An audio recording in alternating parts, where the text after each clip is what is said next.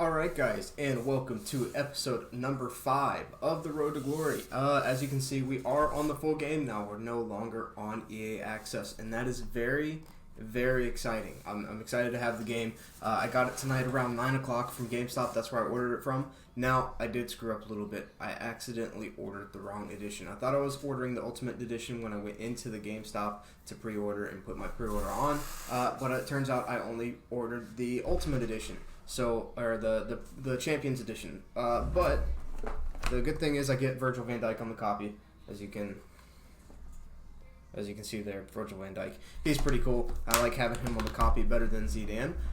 But the bad thing is I do not get a free one-to-watch player, which is kind of disappointing for me. But I can get over it, and we will get through it. I don't really mind. I'm sure we'll pack some one-to-watches through rewards and whatnot. Yeah, let's go ahead and get into the video today. In the video, you will see our opening pack. So the icon that we got, the loan icon, actually, the other two packs that we have. So Falcao there, and then you will also see the start of my not the start of it, but my continuation of what is it? The Division Rivals. There it is. Now I gotta warn you, this team we play is actually kind of insane. I know it has a few bronzes in it. You'll see it as we do put Gullit into the team. That setup, the 4-2-4, is what I'll start with in game. And then I'll switch to the 4-3-2-1. I do like that formation a lot right now, and I think it is working for me very well. It actually has won me 2 straight Rivals games, and now we go into this one. This is my next one. This will be my 4th placement match, so I'm 1-2 right now, or 2-1 right now. I've won 2 and lost 1. Now look at that. He has a non-loan Cruyff there. And that Cruyff just tore me up all game. You guys will see the full game here. I'm very excited to show you guys the full game. But it was just hard to break down, and I don't know why. Now, I did score a lot of goals in this game, but he also scored a lot of goals in this game. And I actually get a player sent off in the middle of it, and you guys will see that in a little bit. Things I want to talk about right now, I do like the way this game feels. I like the passing that they've implemented into the game. I like the shooting aspects of the game, even though it is harder to time now. I think they moved it from 3 frames down to 1.5 frames that you have to time. So there's a lot less time to go through and try to time your shots, get those good shots in. Right here, as you can see, I like running down the wing with Dembele and then working it in. I'm trying to learn the different skill moves, so if you see me just messing around, that is why. And there's a couple of times in this game where I feel like I should score. That is one of them. I feel like TOTY should be doing better there. One thing I do like so far is the manual defending. I've been doing that a lot anyways, even in FIFA 19, and as you can see, Gullit getting his first goal for the club right there. That's pretty exciting. I did a lot of manual defending in FIFA 19. It didn't pay off too well. In FIFA 18 or FIFA 20, I have been doing it very, very much, and I do like it a lot. I think it's something that will be very overpowered this year. Obviously, it's really the only way to defend at the moment, and it's going to be very fun. So, as you can see, we are up 1-0, and the way I scored that goal was with a low-driven shot. Now, last year, people said that low-driven shots weren't that good, but that's the main way I scored, and there we go with Van de Beek there, scoring another low-driven shot. That's pretty insane, guys, and I'm very happy about it. But, I have a big but here because the kickoffs are just insane this year. I don't know what it is. It's probably the manual defending. I did do a pretty good job there at the beginning of getting rid of the kickoff. And, you know, it's something that you're going to have to just, like, make tackles or bad fouls again. It's just one of those things. It's a hard game to learn at the moment, and I don't really know how I'm going to get better at it besides just playing the game a lot, which I will be doing tonight and tomorrow. And then I go out of town for, sorry for that shaking, I go out of town for a week, so that is a little disappointing.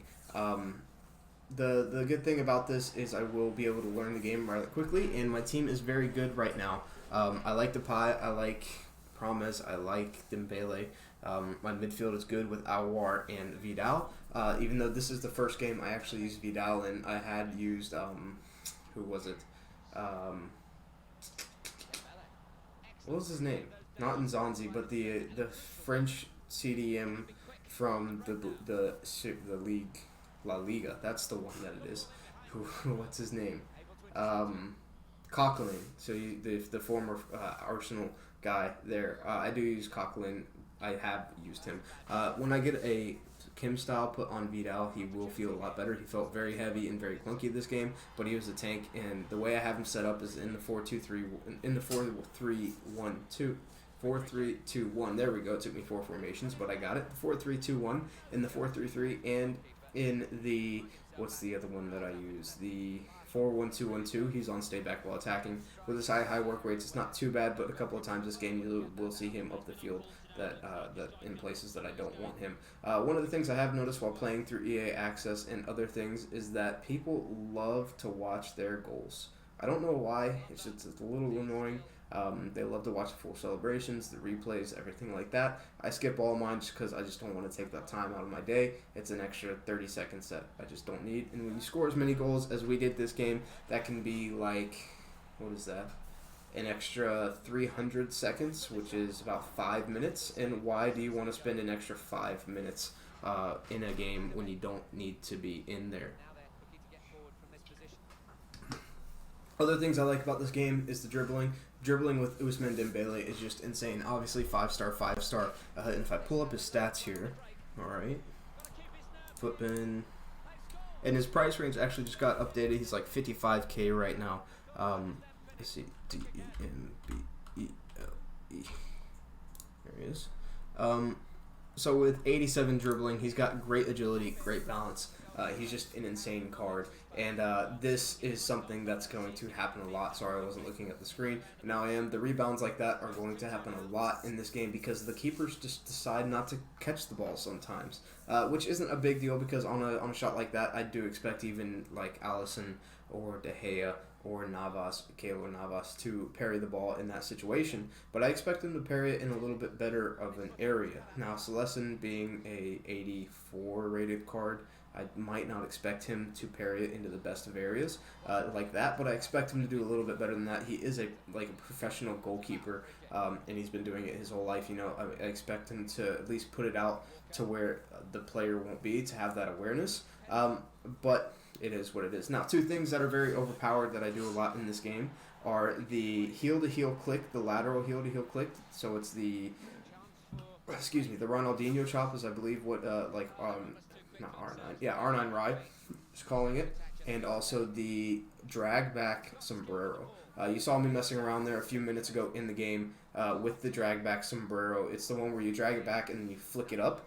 I played in my 3rd Division Rivals match last night, and I kept doing that and doing that and doing that. And I actually do it here at some point, and it's just insane, guys. It is such a good move. If you can draw the player into you and get that drag back sombrero in, it'll pop the ball right over him, and it's just a good thing to do. I do want to focus more on doing skills this year, dribbling with players that I have, like Dembele, like Promes, like Depay, and then just trying to work with my front 3 to score goals, not relying on my midfield to pass into the front 3 to score those goals and get those assists. I do expect my front 3 to assist each other more than the midfield does. The midfield is really there to be a workhorse. They're there to get the ball back.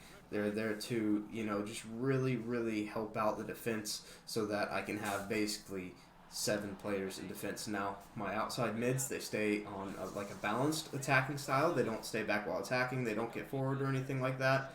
And yeah, it is what it is. With games like this one, this game was tough, man. It was tough. Mainly because of Cruyff, and I had to make sure I always got Cruyff off the ball. But I'm still not used to defending against good players or good teams. And this guy was a decent player. He was. But I think what killed me here was the red card that I got. When did I get that red card? I don't remember. I don't remember when I got that red card. I really don't. It's in the second half, definitely. Obviously, this half's almost over. But look at this. I think there should be 3 red cards here, 3 penalties at least, and I don't score any of the shots, and I don't get any penalty, which is very, very disappointing for me. But it is what it is, and you got to take your chances when you get them, and I did not clearly take my chances there, even though I feel like I should have. Now, this game did end up ending 5-3. I'm not going to tell you who got 5 and who got 3, obviously, because it's 2-2 right now. You'll see that at the end. So 5 more goals in the second half. And it is a little interesting how some of them happen. A few breakaways, a few counterattacks. I'm pretty good at stopping the counterattacks, and I'm pretty good at using the counterattacks. Now, this is one of those that I feel like my player should score. Why did my player go in and take the touch into the keeper there? Why didn't he take the touch around the keeper like I wanted him to? These are all questions that we will answer in due time. As we play the game, as we learn the mechanics of our strikers, of our wingers, of our cams, and everything like that, we will understand how they move and the importance of the stats that they have. Look at the goal there by Gullit. The low-driven shots are just so good. I've always loved low-driven shots. 15, 16, or 16, 17, 18, they were great. 19, they were good. People didn't use them, but I loved them.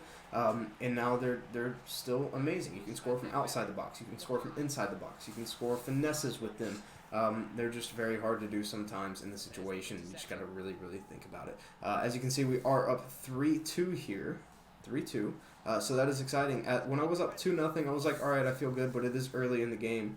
And yeah, this game, it was interesting. I know I keep saying that, but it really, really was. Now, players that I could tell were insane from this game. Seedorf seems incredible for this guy. Obviously, Cruyff seems incredible. It's not unfair because it's the way that EA have it, and I understand. But how does he get a Cruyff with this team, man? How does he get an I'm guessing it's untradeable too because he does use him in the team. He didn't sell him for the little 6 million a coin that he could have, and made a better team. But he uses him. He uses his lone Seedorf. He uses his lone Bergkamp, and yeah, it was very annoying to play against 3 lone icons. Granted, I have 1 lone icon. It's Gullit, but I'm allowed one lone icon. I don't know how he gets 2 icons and then a packed Cruyff.